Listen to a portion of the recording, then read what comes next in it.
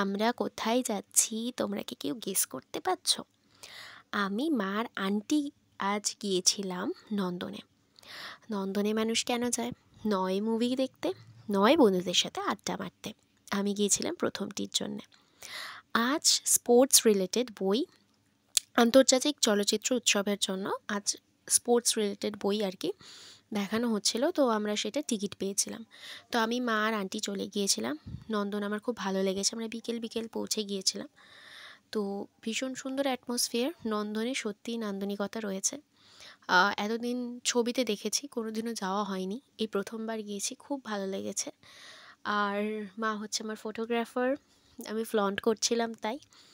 তো আজ কী করলাম, বইটা দেখে কেমন লাগলো সেটা তোমাদের এই ভিডিওতে জানাবো। তো চলো ভেতরে প্রবেশ করা যাক আমার সাথে।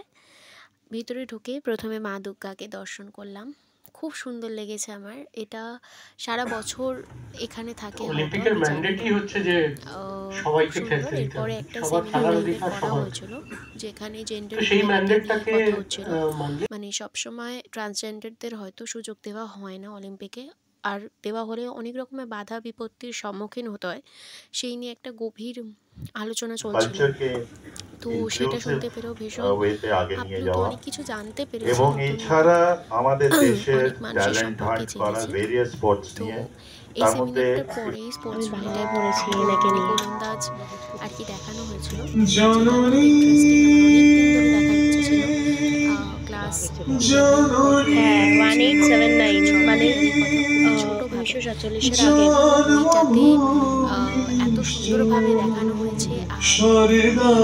অভিনেতা যাকে আমরা চোখ থেকে দেখে বড় হলাম, আমাদের জেনারেশন,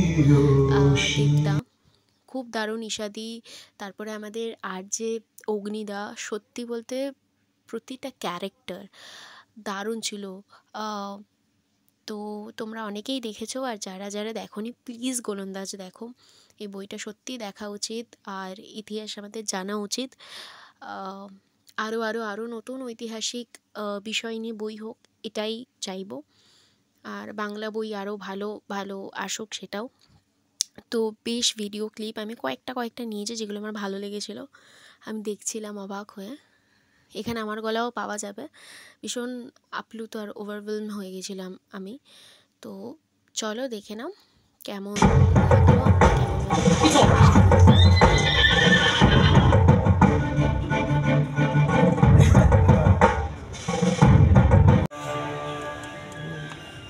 ওটার সাথে ওকে ইয়ে করতে হয়েছিল।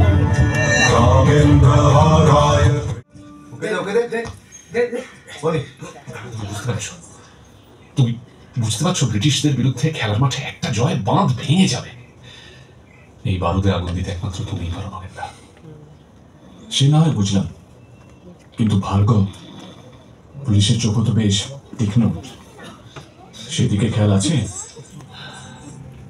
সেখানে কোনোদিনও কোনো মহৎ কাজ হতে পারে না। ভেড়ার পালে সিংহ জন্মায় না। কি বললে? বুকে রক্ত দিয়ে এই ক্লাব তৈরি করেছিলাম আমি, তাই আজ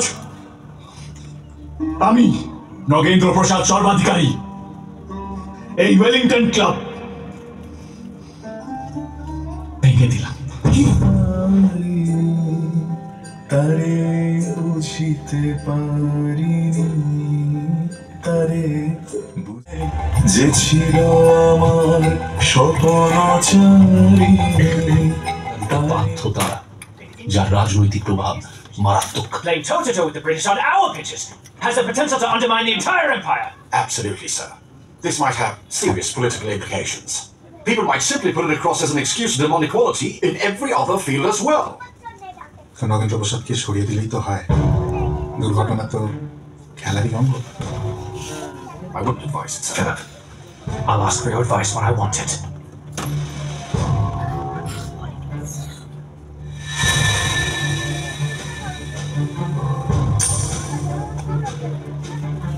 Make sure it's লাগে ধুমরিত কমলে, লাগে ধুমরিত কমলে, রাশের এই লীলা ছলে গায়। ধিদিতাক ধিতাক ধিতাক, ধিনিতাক ধিতাক ধিতাক, শেষমের পাশেই সাজাক রায়।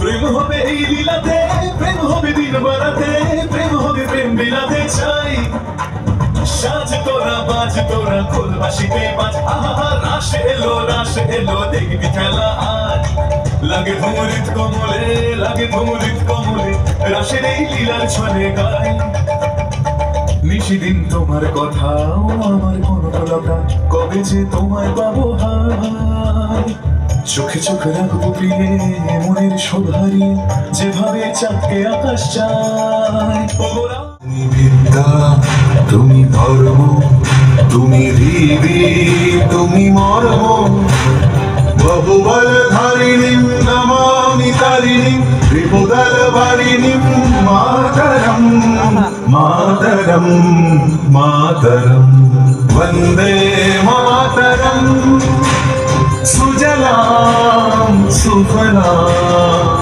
মলয়জ শীতলাম शस्य श्यामलां मातरं वन्दे मातरम्